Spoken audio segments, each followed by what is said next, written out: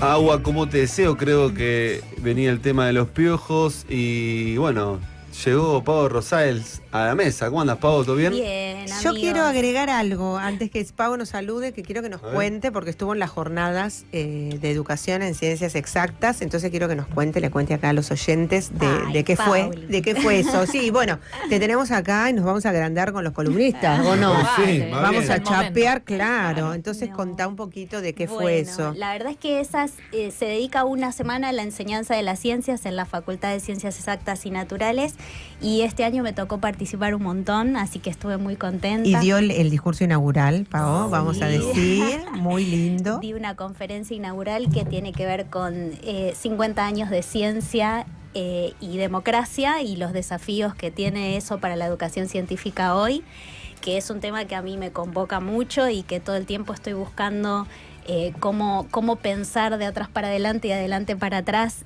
una propuesta que a los pibes y pibas que no vivieron ese momento los convoque de la misma manera que nos convoca a nosotros, así que fue muy lindo compartir, muy emocionante compartir esa conferencia, y después trabajé en 2 talleres, uno que tiene que ver con usar la escritura, justo que hablaban hace un ratito con Mariano, y en mis aulas se escribe a mano, chicos, no se usa la tecnología, no porque considere que no es una herramienta valiosa, sino porque creo que hay algo de ordenar el pensamiento a la hora de escribir a mano, que es muy visual para los pibes. Yo tengo la suerte de tenerlos en trayectoria de tercero a quinto, y cuando me guardo algún texto que escriben en tercero y lo vuelven a ver en quinto, es que yo no escribí esto. y es maravilloso ver ese progreso, ¿no? Y el otro taller tenía que ver con la lectura, como una estrategia para la comprensión crítica, que es algo que a mí me moviliza particularmente porque me gusta mucho leer, pero además porque creo que leemos todo el tiempo en las aulas y la selección de los textos que hacemos puede tener un impacto muy valioso en lo que los pibes y las pibas comprendan o no. Entonces, todo el tiempo pensamos qué formas tenemos de contextualizar los textos, presentar a los autores, hacer que sean momentos de conexión con aquello que ellos no vivieron. En ese caso en particular presenté un texto de Marta Dillon, que no sé si la conocen, Sí. Y que sin saber quién era la autora, representó algunas ideas, conociendo a la autora representó otras, y conociendo el contexto en el que escribió esas ideas, que fue en los 90, representó muchas otras. Entonces hay algo de todo eso que podemos hacer, por ejemplo, en una clase de biología que dista de una clase de lengua, donde los usos de la lectura son otros, que si no pensamos adecuadamente se nos escapan muchas posibilidades. Entonces en estos talleres trabajé esas estrategias que a mí me comprometen mucho, me gustan y me parece que dan buenos resultados, y por suerte fueron exitosos. Muy bien, Pau, felicitaciones. Muchas gracias por preguntar. Yo tengo, ya que arrancamos por ahí, Por ahí, dale.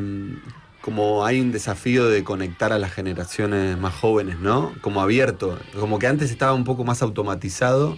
Sí. Bueno, no sé, también me pasa a mí, como todo el tiempo tenés que estar pensando en cómo conectar. Totalmente.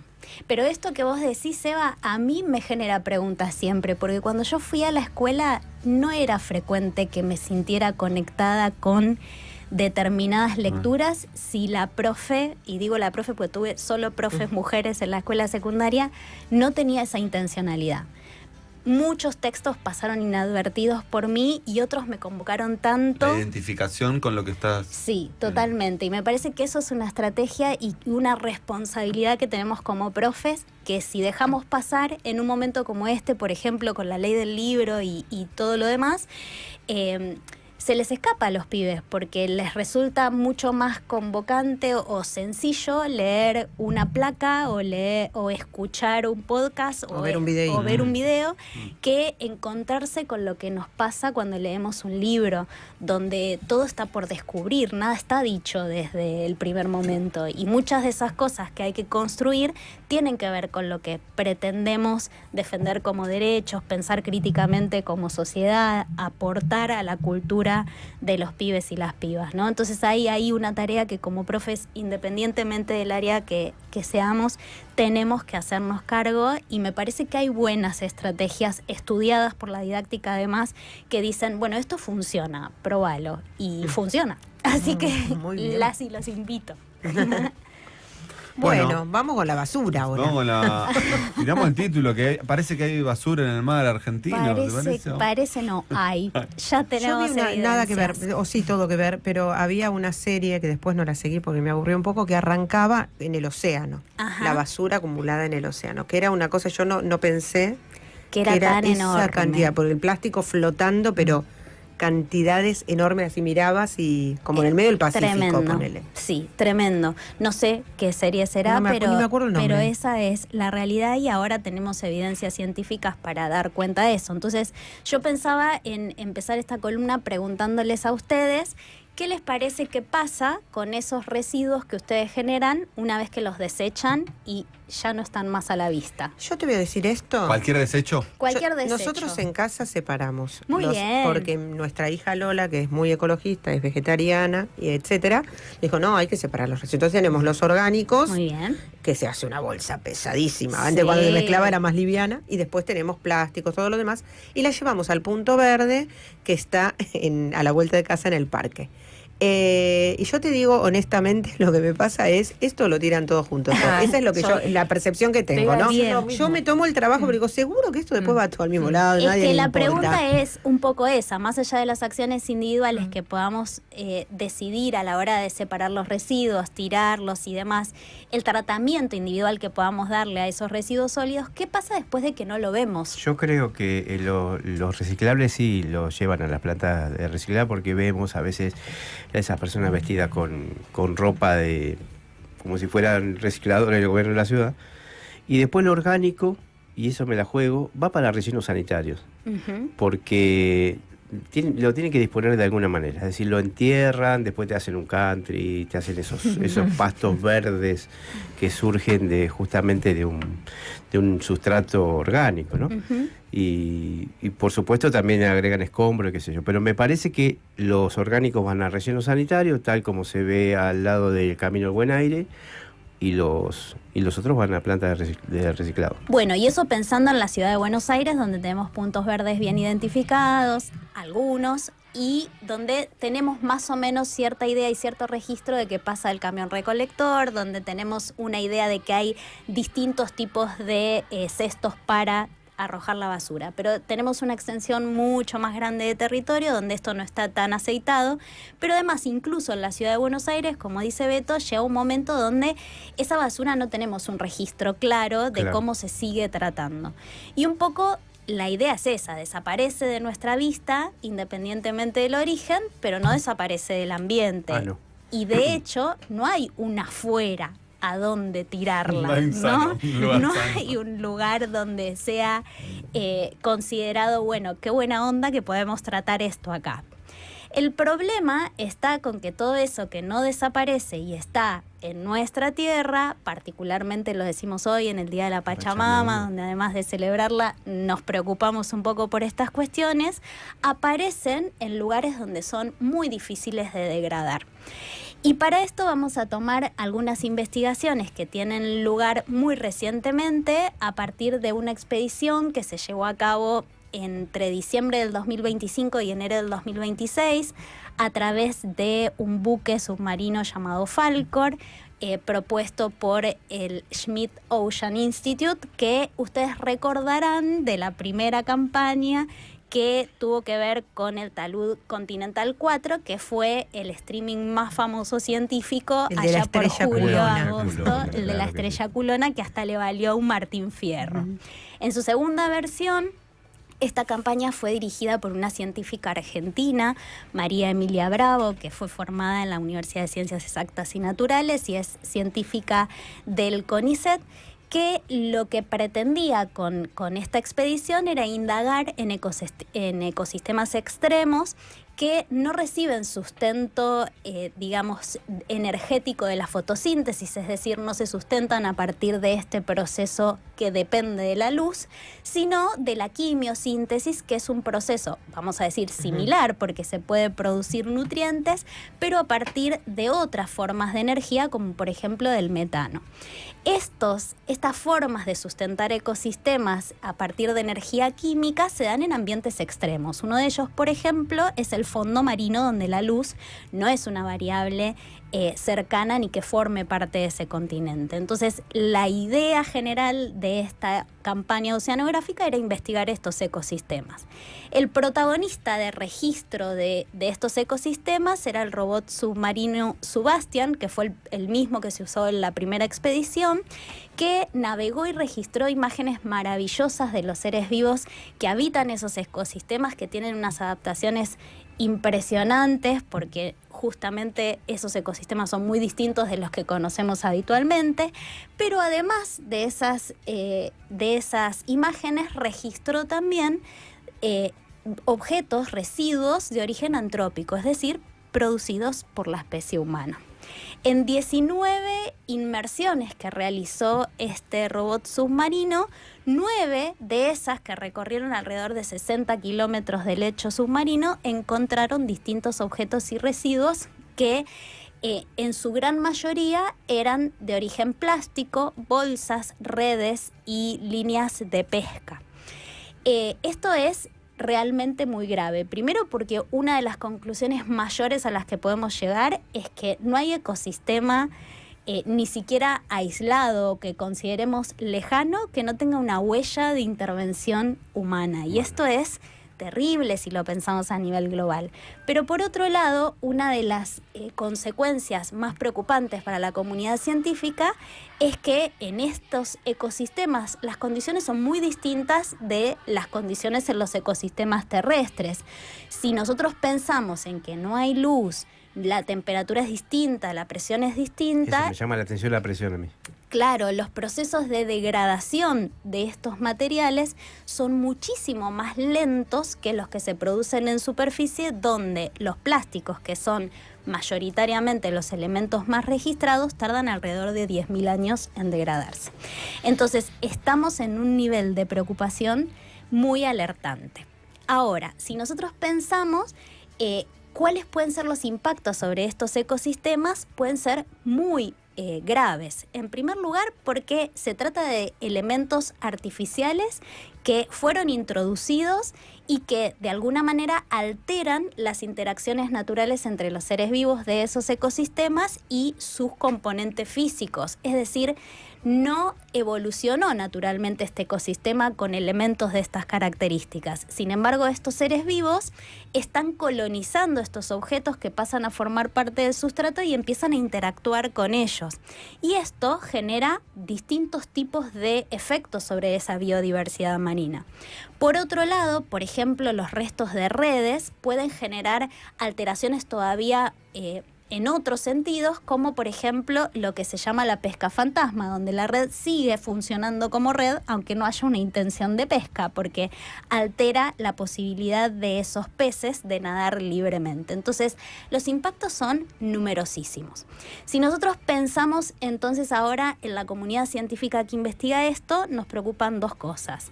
La primera es, gracias a que el Schmidt Ocean invirtió dinero y equipos en poder investigar en nuestro mar argentino, porque también ofrece información relevante para sus cuencas oceánicas, tenemos la posibilidad de usar recursos que naturalmente no tendríamos en este momento de políticas y de inversión en ciencia y tecnología. Sin embargo, esas investigaciones no hubieran sido posibles sin la dirección de una científica argentina y un equipo de biólogos, químicos, geólogos que conformaron el equipo de científicos y científicas que indagaron en este mar. ¿Por qué es tan importante esta colaboración científica donde todos ganamos? Porque de alguna manera nosotros como científicos que dirigimos e investigamos en nuestro mar podemos seguir tomando decisiones respecto de cómo proteger esos ecosistemas o qué medidas sería importante llevar a cabo. Si nosotros no formamos parte como ciencia local de este tipo de proyectos de investigación, serán otros quienes decidan qué investigar, cómo usar esa información, cómo analizarla y en función de qué usar sus conclusiones. Hoy todavía tuvimos esta posibilidad, pero nos preocupa profundamente porque, como ustedes saben, no estamos en el mejor momento de inversión en ciencia, tecnología e innovación. De hecho, de acuerdo con la Ley de Financiamiento en Ciencia, Tecnología e Innovación, se proyectaba para el 2026 tener un porcentaje del PBI aproximado del 0,56%, y los reportes actuales dicen que es del 0,15%. Estamos en el peor momento de inversión en ciencia y tecnología comparable al momento de la dictadura, de la última dictadura. Entonces, estamos muy preocupados. El pasado 29 de julio, científicos y científicas del país fueron a hacer una propuesta en el Polo Científico donde alertaban sobre la discontinuidad de un montón de becas que sustentan proyectos como este. Entonces, nos preocupa que la comunidad sepa que además de estos resultados que ponen en cuestión proyectos de investigación para saber cómo trabajar con lo que nos impacta a nivel ambiente, la gente sepa que estas conclusiones dependen naturalmente de que haya una inversión mayor en nuestro sistema de ciencia y tecnología. Hay una, perdón, Sí. Pau, que te interrumpa, pero a partir de esta investigación, ¿se llevan a cabo limpiezas de eso que se encuentra o se pretende eso? Está muy buena tu pregunta, Pau, porque en realidad lo que determina esta investigación es que las tareas de limpieza no son, digamos, tan efectivas como se pretende desde el imaginario social, porque Una barredora que solucione todo. Claro, porque estas tareas de limpieza no implican que parte de esas degradaciones que se fueron transformando en micropartículas ya formen parte del agua y demás. Claro. Entonces, lo que hace la comunidad científica con estos resultados es empezar a desarrollar acciones para ver cómo con cada especie en particular trabajar en función de qué acciones podrían contribuir a la protección de esa especie en ese ecosistema en particular, que además no son ecosistemas ultra explorados, porque imagínate que demanda mucha inversión de ciencia, tecnología, formación de científicos, trabajar en un ecosistema tan lejano. Y tampoco termina siendo la prioridad absoluta cuando también en superficie hay muchas otras cosas que indagar. Por eso la solución, digamos, este fue un hallazgo, porque el objetivo de la investigación era otro, pero que determinó acciones posibles para empezar a trabajar en eso. Estos resultados son muy recientes, recién se comunicaron estos resultados el 16 de julio del mes pasado, y recién ahora se está empezando a trabajar en estas tareas de, digamos, mitigación de este problema, de los efectos, pero también dependerá de la posibilidad concreta de seguir invirtiendo en estas investigaciones que ahora dependen de nuestros equipos y ya no de la exploración que fue mediada por la comunidad internacional. Y por otro lado, algo que me parece a mí desde nuestro lugar de educadores y educadoras importante retomar, es que esto nos da un poco de mayor dimensión del impacto, ¿no? Uno generalmente en la escuela trabaja justamente esto, la importancia de separar los residuos, la importancia de acciones individuales que nos permiten tomar mejores decisiones. Sin embargo, esto tiene que ver con otros niveles de escala de acción e intervención, pero además con una conciencia mayor del ambiente y del impacto que tenemos como especie en un ecosistema que ni siquiera visitamos alguna vez. Entonces, desde mi perspectiva hay una línea didáctica muy nueva que trabaja con la educación ambiental desde una mirada más ligada a la ecoafectividad, que tiene que ver no con ubicar a los pibes y a las pibas en el centro de, digamos, la defensa y la resolución de problemas que ni siquiera pueden sentir que hayan generado, sino a través de una reconexión con la naturaleza que implique conectar con el ambiente como parte nuestra, ¿no?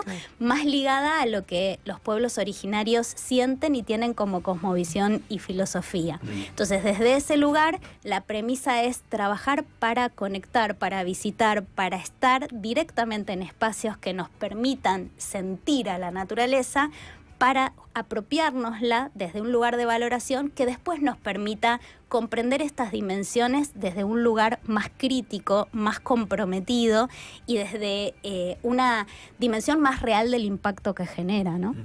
Después, lo que pienso con lo que decís es que a veces tenemos una mirada de la plataforma marítima muy reducida, o sea, nos quedamos en la costa y como también hay algo de esto que nos permite abrir un poco más la cabeza, pensando incluso en las generaciones más jóvenes, que ahí aparecen otra serie de inconvenientes o de problemas, pero creo que en esta ola medio nacionalista, acá conversamos un poco al principio, bueno, nuestra soberanía, nuestro territorio es muy importante. Después, al mismo tiempo, está atravesado por un montón de problemas.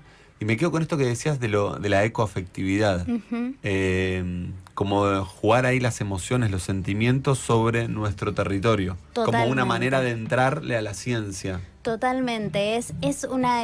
Primero, respecto a lo que decías, totalmente sí, nuestra mirada respecto de la tierra en sí misma está muy ligada a lo continental. O pensamos en las Islas Malvinas, ¿no? Totalmente. De hecho, toda esta exploración se extendió en todo el territorio del mar argentino, desde las costas de Mar del Plata hasta las Islas Malvinas, y donde se registra un mayor depósito es en la cuenca Colorado-Rawson, o sea que estamos bastante lejos nosotros en términos de pensar si estamos ¿eso por cercanos. Las corrientes? Exacto, porque ahí hay unos cañones que son las formaciones que por el relieve permiten el contacto entre la plataforma continental cercana a la superficie y el lecho marino, que permite un descenso, y el movimiento del agua es como ideal para el transporte y el depósito de estos sedimentos, que naturalmente tiene que ver con otros componentes de esa plataforma y ese sustrato, y que artificialmente ahora incorpora todo aquello que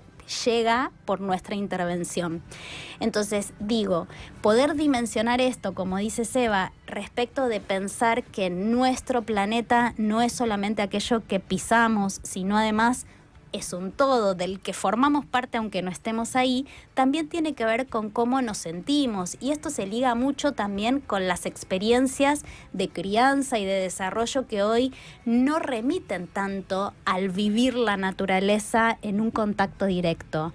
Hay una pedagoga que se llama Heike Freire, que distribuye y potencia una pedagogía de educar en verde, que tiene que ver justamente con que los niños puedan desarrollar una conexión mucho más plena con la naturaleza y con sus emociones, sentir lo que les provoca estar en contacto con un espacio verde, con el viento, con la lluvia, con el barro, con ensuciarse, desde un lugar del juego que naturalmente simbólico y se desarrolla en ambientes cerrados y de cemento en la propia naturaleza. Y los estudios dicen que para un niño es más fácil seguir un estímulo y responder a un estímulo más artificial que a uno natural, porque cada vez más son los estímulos artificiales a los que están expuestos y no a los naturales, pero que son muy distintos los efectos y las reacciones que se producen en el ambiente natural.